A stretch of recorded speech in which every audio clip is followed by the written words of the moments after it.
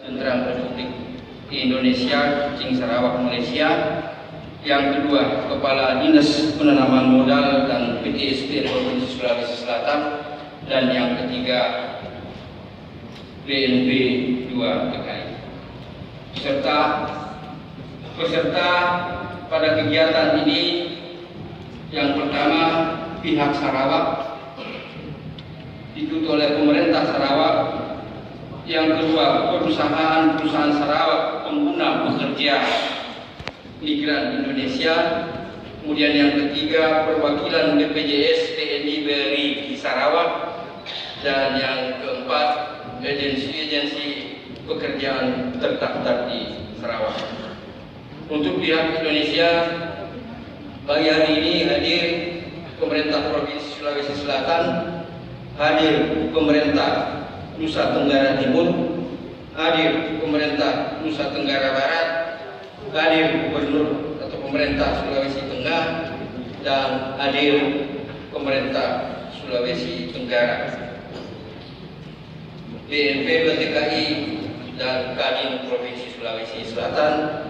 Kemudian hadir BPJS Ketenagakerjaan Provinsi Sulawesi Selatan, hadir BP 3 TKI Makassar dan BP 3 TKI provinsi lainnya. Kemudian hadir LP 3 TKI Palu dan Kendari, hadir BPTKIS Sulawesi Selatan, dan juga ASPB.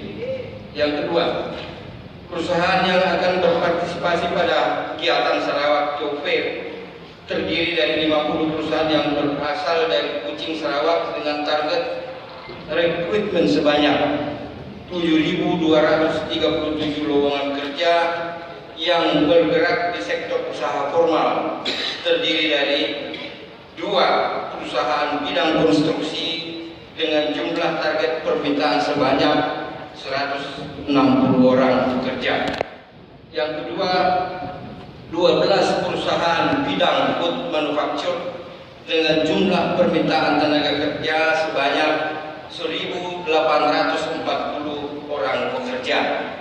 Dan yang ketiga, 36 perusahaan bidang perkebunan kelapa sawit dengan jumlah permintaan pekerja sebanyak 5.273 orang pekerja.